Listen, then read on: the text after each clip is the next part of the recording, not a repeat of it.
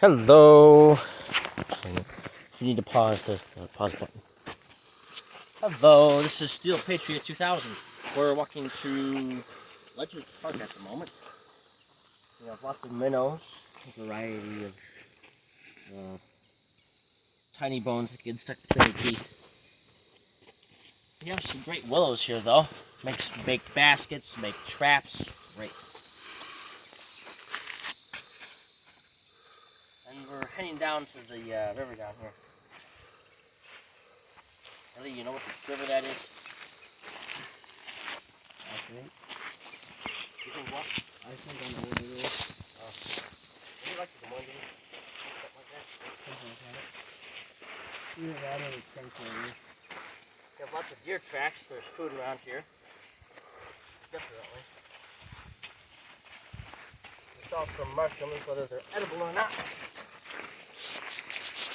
We have a whole bunch of stones. You can easily build a house out of these. Just to make sure it doesn't fall over. And make sure you get lots of concrete. Concrete's a lot better than sand. But what about sandstone? The sandstone is crap. It falls apart easily. These stones would be a lot better. And it's all over the place. I mean, you could dig yourself out of a house, but it would fall down eventually. Well, yeah, true. Because sandstone is sand, stone, and it's very weak. You can easily. That's why you see all those people. They have their names in sandstone. Because it's so easy to carve it out. Exactly. That's why they say no carving, because this is state park. So, how do you make sandstone? You don't. You find it. You don't make sandstone. See, it takes like a year to make an extra layer of sandstone. Can you explain, sir? Well, sand keeps on piling up. Maybe that's so close to his face. I'm not trying to. What?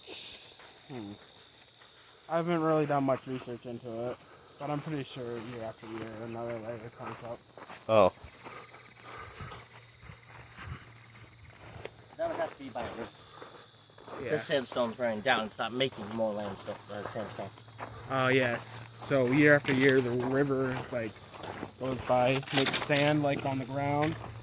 Then eventually the pressure creates a weak sediment packet like that, and then that's how sandstone's made. That's probably been there for 5 years or something like that. Yeah, you're probably right.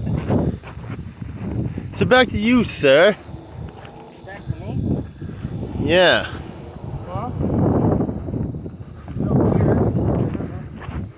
you can go fishing, or you can just stretch a net across it and go upstream. Get a lot more fish that way. You have a person one on each side.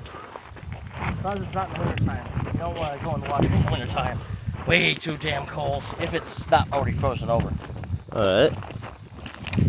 You can build a nice hut right here.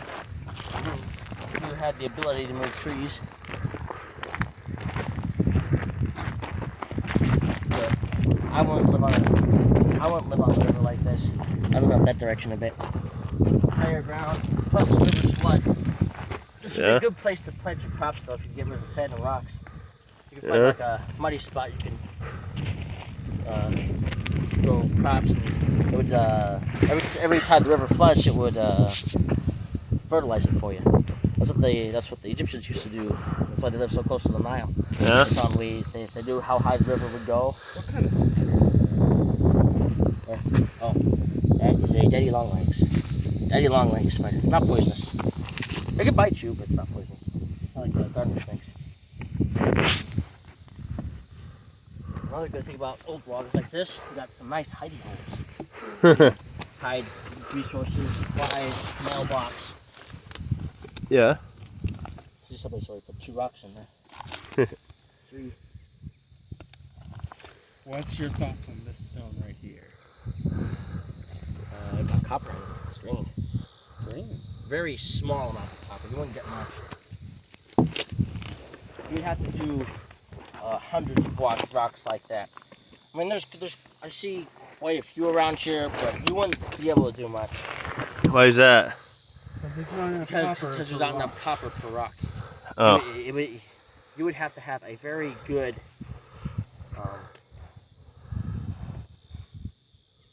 call it, furnace. You'd have to have a very good furnace in order to get all the copper out. And even then, Like a Minecraft furnace? you get about this much.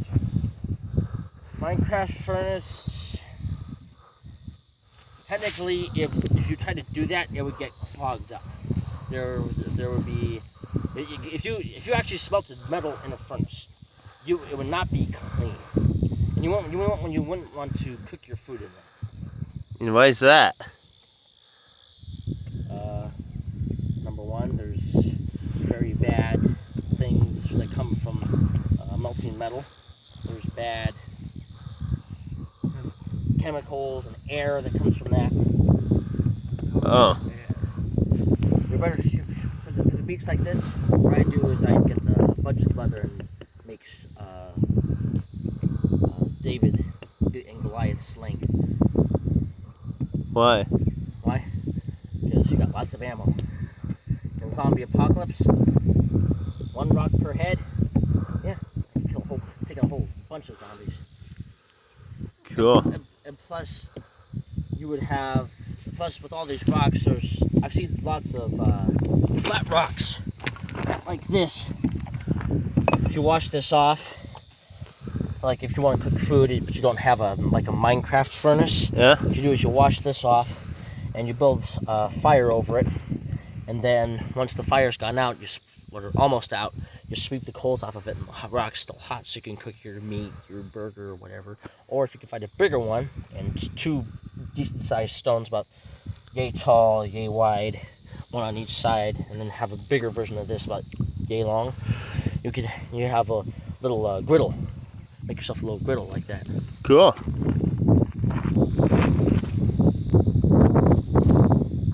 Almost made it. Almost. But there are quite a few rocks with copper in them. Like, they've got a green tint to them. Like I said, you can melt it out, but you're not gonna get enough. You're better off mining, and that takes a lot of resources that you don't have in the zombie apocalypse. You're just better off going and finding somebody's car and taking metal off of it. It's a lot better off. So, in a zombie situation, what would you do? In a zombie situation? Yes. If I was here, Yes. If it happened right here, right now, while we're out here. first things first, I'd go home, get my stuff, and I would come back to the top of the hill up there. Zombies are not the most stable creatures. They are like, I'm going after the Walking Dead version of zombie. It's slow, very unstable. I could trip it easily, break both legs. But if I'm at the top of that hill, the zombies can get to me. Because, I mean, they would eventually pile up. It would take them forever to get up to me. By then, I would have found a way to get out. Are you sure about that? I'm very sure about that. All right. What if there was? Leave.